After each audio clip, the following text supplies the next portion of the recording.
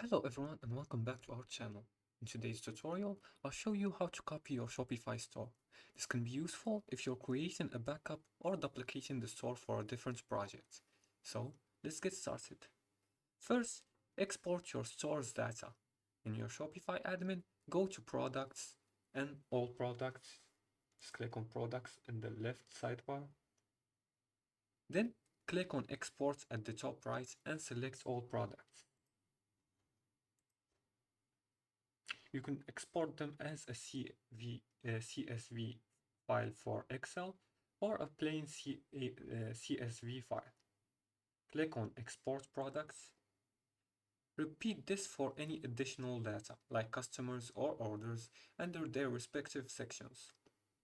Next, download your theme and note any apps. Just go to Online Store, then click on Themes.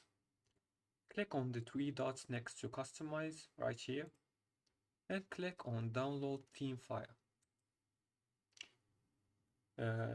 This says your theme files will be emailed to easytutorials.com. That's your Gmail account. Here you'll find your Gmail account. Click Send Email and you'll find this in your email. Take note of any apps in your store. They'll need to be reinstalled manually in the new store.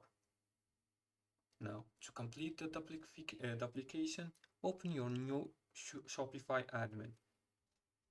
I'll just use my previous one. Now,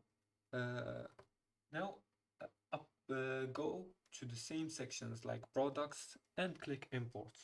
Just click on products, click import here.